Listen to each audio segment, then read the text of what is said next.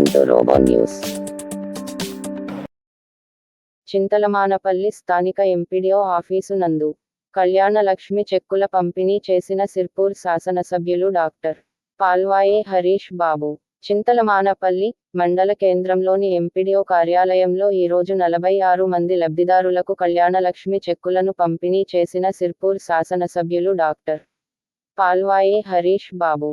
ఎక్కడా అవినీతికి ఆస్కారం లేకుండా కళ్యాణలక్ష్మి పథకాన్ని అమలు చేస్తున్నామని, ప్రజలందరూ దీన్ని సద్వినియోగం చేసుకోవాలని పిలుపునిచ్చారు.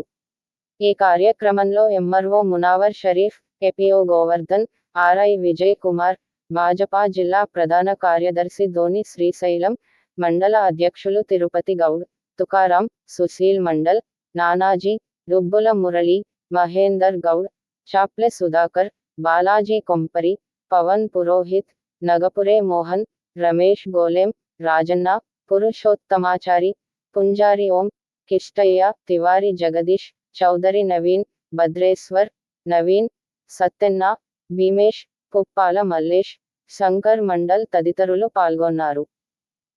మంజూరు చేసింది మన మండలానికి. ఈ విడతలో బీసీలు 18, ఈబీసీలు 10 మంది, ఎస్సీలు 18 మంది, ఎస్టీలు 0, షాది ముబారక్ 0, మొత్తం 46 చెక్కులను ఇవాళ పంపిణీ చేయడం జరుగుతుంది. ఇంకా 75 చెక్కులు ఇంకా ఇచ్చేటి ఉన్నాయి. నా సంతకాలు అయిపోయినాయి. గవర్నమెంట్ దగ్గర మంజూరు చేయంగానే ఆ డబ్బులు, ఆ చెక్కులు కూడా ఇచ్చే కార్యక్రమం అక్కడికి వచ్చే పైసలు కాబట్టి తప్పకుండా మీకు ఉపయోగపడాలి. ప్రభుత్వం దగ్గర కొంచెం పైసలకు ఇబ్బంది ఉన్నమాట వాస్తవం. ఎందుకంటే రుణమాఫీ కింద 18,000 కోట్ల రూపాయలు జమ చేయడంతో వేరే అభివృద్ధి కార్యక్రమాలు కానివ్వండి, వేరే సంక్షేమ కార్యక్రమాలు కానీ ఏవి చేపట్టలేని పరిస్థితి. మొత్తంగా నేనైతే ఆశిస్తున్నా కౌటాల గ్రామీణ బ్యాంకు కానివ్వండి, ప్రాథమిక వ్యవసాయ సహకార సంఘంలో కానివ్వండి, ఈ రెండిట్లో ఇప్పటికే రుణమాఫీ జరిగిందని ఆశిస్తున్నా.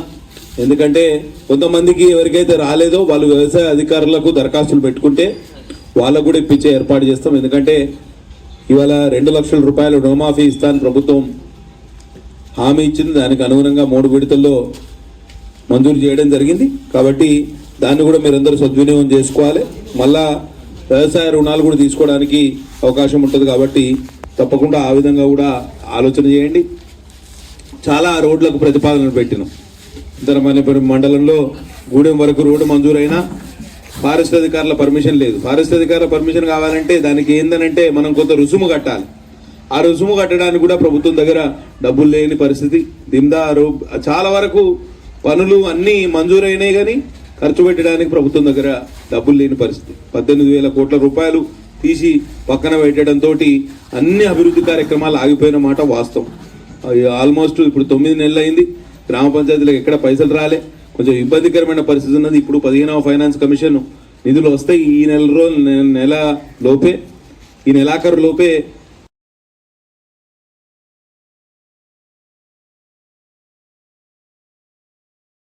ఆరెగూడ జిల్లా పరిషత్ సెకండరీ పాఠశాలలో ఏ రోజు కార్యక్రమము. విద్యార్థులను బాధ్యత గల పౌరులను తీర్చిదిద్దడంలో తల్లిదండ్రులు సహకరించాలి. కోఆర్డినేటర్ కమ్యూనిటీ మొబిలైజింగ్ కటుకము మధుకర్ అన్నారు. ఈ రోజు తల్లిదండ్రులకు ఉపాధ్యాయుల సమావేశం జిల్లా పరిషత్ సెకండరీ పాఠశాల ఆరెగూడె మరియు మండల ప్రాథమిక పాఠశాల గన్నారం నందు వహించబడినవి. జిల్లా పరిషత్ సెకండరీ పాఠశాల ఆరెగూడెం నందు ప్రధానోపాధ్యాయులు పరస చంద్రశేఖర్ అధ్యక్షతన జరిగిన సమావేశం నందు ఈ కార్యక్రమానికి కమ్యూనిటీ మొబిలైజింగ్ కోఆర్డినేటర్ కటకం మధుకర్ హాజరైనారు. ఈ సందర్భంగా సమావేశానికి హాజరైన తల్లిదండ్రులను మొదటగా ఆహ్వానించినారు. అనంతరం గత నెలలో నిర్వహించిన తల్లిదండ్రుల సమావేశంలో చర్చించిన చదివే మూలను ఏర్పాటు చేసిన తల్లిదండ్రులను అభినందించారు. అనంతరం విద్యార్థులు కొన్ని ప్రదర్శనలను వారి తల్లిదండ్రుల ముందర చేసినారు. ఈ సందర్భంగా కోఆర్డినేటర్ కటకం మధుకర్ మాట్లాడుతూ, పిల్లలను బాధ్యత గల పౌరులుగా తీర్చిదిద్దడంలో తల్లిదండ్రులది పాత్ర ముఖ్యమైనదని పేర్కొన్నారు. ప్రతిరోజు పిల్లలతో స్వేచ్ఛగా గడపాలని తల్లిదండ్రులను కోరారు. తల్లిదండ్రులు స్వేచ్ఛగా ఉన్నప్పుడే పిల్లలు నిర్భయంగా ప్రశ్నించడం, తమ ఆలోచన వ్యక్తపరచడం జరుగుతుందని, ప్రతిరోజు కొంత సమయాన్ని తల్లిదండ్రులు విద్యార్థులతో గడపాలని కోరారు. అదే విధంగా విద్యార్థులకు బాధ్యతని కూడా తెలియజేసేలా రోజువారీ ఇంటి పనులను కూడా వారికి అప్పగించాలని కోరారు. వారు ఎంత మేరకు ఆ పనిని చేయగలిగనారో గమనించాలని కోరారు. ఇది విద్యార్థులలో బాధ్యతను పెంచుతుందని పేర్కొన్నారు. అదేవిధంగా పాఠశాల తమది అనే భావన విద్యార్థుల్లో పెరిగేలా చూడాలని కోరారు. పిల్లలు ఏ తప్పు చేసినా వారితో సంభాషించేటప్పుడు గౌరవప్రదమైన స్వరాన్ని ఉపయోగించాలని కోరారు. తోటి వారితో వివక్షత లేకుండా గడిపేలా చూడాలని కోరారు. తల్లిదండ్రులు అందరితో గౌరవంగా ఉన్నప్పుడే విద్యార్థులు కూడా గౌరవాన్ని ఇవ్వడం నేర్చుకుంటారని పేర్కొన్నారు. అర్థం చేసుకొనే సహాయం చేసే గుణాన్ని పెంచుకునేలా తల్లిదండ్రులు కృషి చేయాలని కోరారు. చుట్టుపక్కల ఇతరుల కోసం పాటుపడిన వ్యక్తుల గురించి తెలపాలని కోరారు. పాఠశాల ప్రధానోపాధ్యాయులు పర్స చంద్రశేఖర్ మాట్లాడుతూ తల్లిదండ్రులు ఉపాధ్యాయ సమావేశంలో తప్పనిసరిగా పాల్గొనాలని కోరారు. ఈ సమావేశములో విద్యార్థుల ప్రగతిని చర్చించడానికి వీలుంటుందని అని తెలిపారు. ఈ రోజు ఆదివాసీ కోలావార్, మన్నేవార్ భవనం మంజూరు చేయండి ఎమ్మెల్యేకు వినతి పత్రం ఇచ్చిన ఆ సంఘం నాయకులు. బెజ్జూరు మండల కేంద్రంలో సిర్పూర్ శాసనసభ్యులు పాల్వాయి హరీష్ బాబు పర్యటనలు భాగంగా రావడంతో బెజ్జూరు మండలం ఆదివాసీ కొలవార్, మన్నేవార్ సేవా సంఘం మండల అధ్యక్షులు పెద్దల శంకర్ తమ సంఘ భవనం నిధులు మంజూరు చేయవలసిందిగా ఎమ్మెల్యే హరీష్కి వినతి పత్రం ఇవ్వడం జరిగింది. ఈ సందర్భంగా పెద్దల శంకర్ మాట్లాడుతూ గత ప్రభుత్వ హయాంలో ఎస్డీఎఫ్ నిధుల కింద ఆదివాసీ కొలవార్, మన్నేవార్ సేవా సంఘం భవనం మంజూరైనప్పటికీ దాన్ని టెండర్ ప్రక్రియ ప్రారంభం కాకపోవడంతో ప్రొసీడింగ్కే పరిమితం అయింది. కావున ఎమ్మెల్యే గారు మా సంఘానికి నూతన భవనాన్ని నిధులు మంజూరు చేయించవలసిందిగా కొలవార్ సంఘం మండల అధ్యక్షులు పెద్దల శంకర్ వినతి పత్రాన్ని ఇవ్వడం జరిగింది. సానుకూలంగా స్పందించిన ఎమ్మెల్యే సంఘ భవనం మంజూరుకు కృషి చేస్తానని హామీ ఇచ్చినారు. ఈ కార్యక్రమంలో కొలవర్, మన్నేవార్ సంఘం నాయకులు పోల్క వెంకటేష్, సిడం సంతోష్, ఆత్రం అరుణ్, మెడి సతీష్ తదితరులు ఉన్నారు.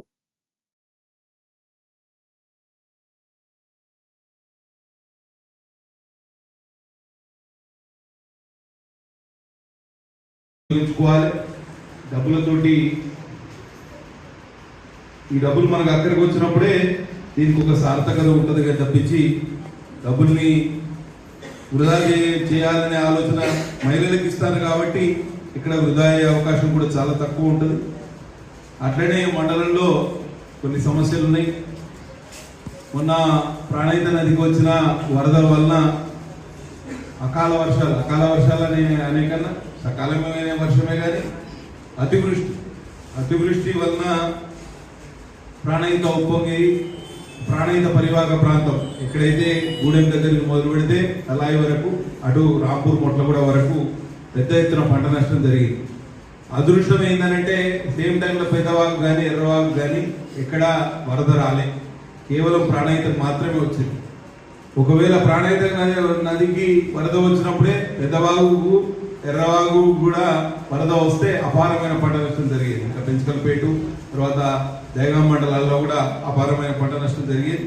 ఈ విషయంలో గురించి కూడా మేము అసెంబ్లీలో ప్రస్తావించడం జరిగింది. తప్పకుండా ప్రభుత్వం పంట నష్ట పరిహారం ఏదైతే ఖమ్మం జిల్లాలో విడుదల చేస్తా అన్న 10,000 రూపాయలు ప్రకటించారు. తప్పకుండా ఈ ప్రాంత ప్రజలకు కూడా ఇవ్వాలని మేము కమిషనర్ గారిని కూడా కలవడం జరిగింది. తప్పకుండా అది వస్తుందని ఆశిద్దాం.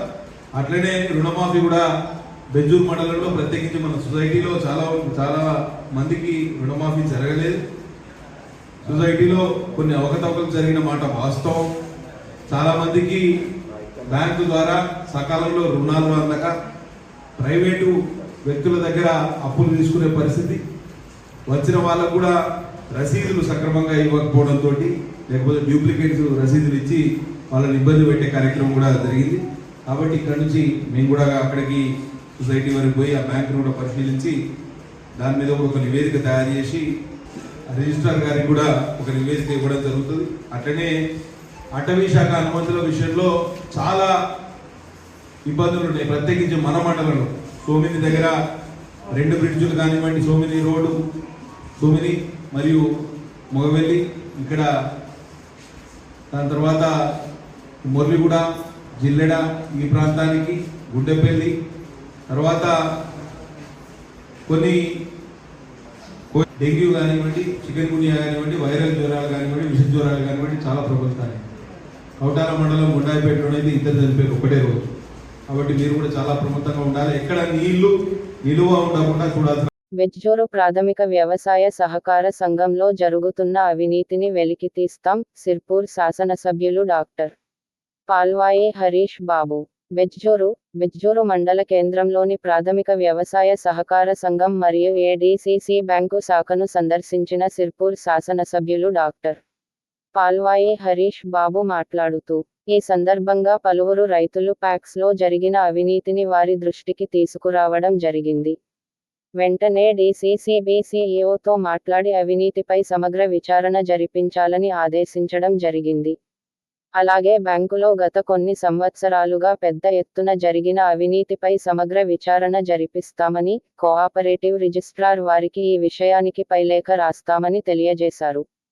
అలాగే రుణమాఫీ లబ్ధిదారులు, ఖాతాదారులు రోజుకు 100 మంది చొప్పున తమ ఆధార్ మరియు పట్టాదారు పాస్ పుస్తకాన్ని బ్యాంకు మేనేజర్కు చూపించి రుణమాఫీ డబ్బులను, రుణమాఫీ జరిగిన ఖాతాలో నుంచి అదనపు పంట రుణం తీసుకోవచ్చని తెలియజేశారు. ఈ కార్యక్రమంలో ఎంపీడీఓ గౌరీ శంకర్, డిప్యూటీ తహసీల్దార్ భీమ్లా నాయక్, మాజీ ఎంపీపీలు మనోహర్ గౌడ్, కొప్పుల శంకర్, మాజీ vice MPP Talla Ramaiah, single window director Srivardhan, Tele Bapu, మండల అధ్యక్షులు ఉమ్మేర బాలకృష్ణ, దిగంబర్, గట్టు తిరుపతి గౌడ్, కుమ్మరి తిరుపతి, సామల తిరుపతి, వసీఖాన్, పప్పుల మహేందర్, కోర్తే తిరుపతి, గూడ రాకేష్, సంతోష్, మెరుగు బాపు, శ్యామ్ సుందర్ తదితరులు పాల్గొన్నారు.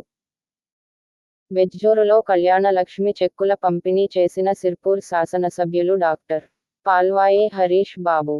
బెజ్జోర్ మండల కేంద్రంలోని రైతు వేదికలో ఈరోజు 57 మంది లబ్ధిదారులకు కళ్యాణలక్ష్మి చెక్కులను పంపిణీ చేసిన సిర్పూర్ శాసనసభ్యులు డాక్టర్ పాల్వాయి హరీష్ బాబు.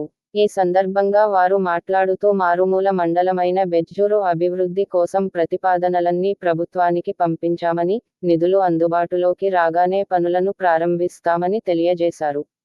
బెజ్జోరు మండలంలోని పర్యాటక ప్రాంతాల అభివృద్ధి కోసం కూడా కృషి చేస్తామని హామీ ఇచ్చారు. ఎక్కడా అవినీతికి ఆస్కారం లేకుండా కళ్యాణలక్ష్మి పథకాన్ని అమలు చేస్తున్నామని, ప్రజలందరూ దీన్ని సద్వినియోగం చేసుకోవాలని పిలుపునిచ్చారు. ఈ కార్యక్రమంలో ఎంపీడీఓ గౌరీ శంకర్, డిప్యూటీ తహసీల్దార్ భీమ్లా నాయక్, మాజీ ఎంపీపీలు మనోహర్ గౌడ్, కొప్పుల శంకర్, మాజీ vice MPP Talla Ramaiah, single window director Srivardhan, Tele Bapu, మండల అధ్యక్షులు ఉమ్మేర బాలకృష్ణ, దిగంబర్, గట్టు తిరుపతి గౌడ్, కుమ్మరి తిరుపతి, సామల తిరుపతి, వసీఖాన్, పప్పుల మహేందర్, కోర్తే తిరుపతి, గూడ రాకేష్, సంతోష్, మెరుగు బాపు, శ్యామ్ సుందర్ తదితరులు పాల్గొన్నారు. జరుగుతున్న రుణమాఫీ ప్రక్రియలో చాలా ఇబ్బందులు ఎదురవుతున్నాయనే విషయం తెలుసుకొని ఇవాళ బ్యాంకుతో పాటు ప్రాథమిక వ్యవసాయ పరపతి సంఘం సొసైటీని కూడా సందర్శించడం జరిగింది. మాకున్న సమాచారం ప్రకారం ఈ బెజ్జూరు 3 విడతలుగా బెజ్జూరు సొసైటీలో 1158 మందికి రుణమాఫీ జరగాలి. కానీ ఇప్పటి వరకు 155 మంది మాత్రమే జరిగింది. మొదటి విడత 648, రెండవ విడత 235, మూడవ విడత 175, కలిపితే 1158. అంటే ఇంకా 903 మందికి ఇంకా రుణమాఫీ ప్రక్రియ జరగలేదు. నేను డీసీబీ సీఈఓ గారితో మాట్లాడిన మీదట వారు ఏం చెప్తున్నారంటే, ఈ రుణమాఫీ ప్రక్రియ సొసైటీలో కాకుండా సొసైటీలో చాలా పెద్ద ఎత్తున అవినీతి జరిగింది, దాని మీద విచారణ జరగాలి. కాబట్టి ఈ అకౌంట్స్ అన్నీ ఫ్రీజ్ చేసినాం. కాబట్టి ఇప్పుడు సొసైటీలో మేము కార్యకలాపాలు నడిపే పరిస్థితి లేదు, సిబ్బంది సహకరించట్లేదు అనే ఆరోపణ వాళ్ళు చేస్తున్నారు. కాబట్టి రైతులకు సహకారంగా వాళ్ళకు ఉపయోగంగా ఉండాలంటే తప్పకుండా బ్యాంకు నుంచి మీరు ఈ రుణమాఫీ ప్రక్రియ నడిపించాలని కోరడంతో వారు దాన్ని చెప్తున్నారు. ప్రతిరోజు 100 మందికి రైతులు తమ ఆధార్ కార్డు మరియు పాస్ పుస్తకం తీసుకొని వస్తే బ్యాంకు నుంచి రుణమాఫీ ప్రక్రియ చేసి వారికి మళ్ళీ రుణం ఇచ్చే కార్యక్రమం కూడా చేస్తాం. రాబోయే 9 వర్కింగ్ డేస్లో 10 రోజుల్లో మొత్తంగా రుణమాఫీ ప్రక్రియ పూర్తి చేస్తామని వారు హామీ ఇచ్చారు. దాన్ని రైతులందరూ సద్వినియోగం చేసుకోవాలి. 100 మందికి తక్కువ కాకుండా రైతులు ప్రతిరోజు బ్యాంకుకు తమ కాగితాలను తీసుకొని వస్తే ఆధార్ కార్డు మరియు పాస్ పుస్తకం తీసుకొస్తే బ్యాంకు వారు మీకు సహకరిస్తారు. కాబట్టి ఎవరు అధైర్యపడాల్సిన అవసరం లేదు. ప్రక్రియలో ఏమైనా లోపాలుంటే మా దృష్టికి తీసుకురండి. ప్రాథమిక వ్యవసాయ పరపతి సంఘంలో జరుగుతున్న అవినీతి మీద కూడా పెద్ద ఎత్తున విచారణ జరగాలనే ఆలోచన రైతుల్లో ఉంది. తప్పకుండా నేను రిజిస్ట్రారు కోఆపరేటివ్ సొసైటీస్ వారికి కూడా మొత్తం వివరాలతోటి ఒక ఉత్తరం రాయడం జరిగింది. త్వరలోనే విచారణ కమిటీ వేసి ఈ మొత్తం దీంట్లో ఉన్న అవినీతి విషయంలో పూర్తిగా విచారణ చేసి ఎవరైతే సిబ్బంది కానివ్వండి బాధ్యులు ఉన్నారో వాళ్ళందరి నుంచి అవినీతి సొమ్మును కక్కించే ఏర్పాటు కూడా చేస్తాం. రైతులు ఎవ్వరూ నిరాశ పడాల్సిన అవసరం లేదు. సభ్యులకు తప్పకుండా అండగా ఉంటామని ఈ సందర్భంగా తెలియజేస్తున్నాం. మీరు రోజు కొంత 100 మందికి ఈ బ్యాంకుకు వచ్చి ఈ రుణమాఫీ ప్రక్రియలో మీరు పాల్పంచుకోవాలి, అందరూ రుణాలు తీసుకోవాలి. తద్వారా పెట్టుబడి సాయం కింద ప్రభుత్వం మీకు అందిస్తున్న ఈ సహకారాన్ని మీరందరూ సద్వినియోగం చేసుకోవాలని కోరుతూ సెలవు తీసుకుంటున్నాం. జై హింద్. ఈ రోజు వార్తలు ఇంతటితో సమాప్తం.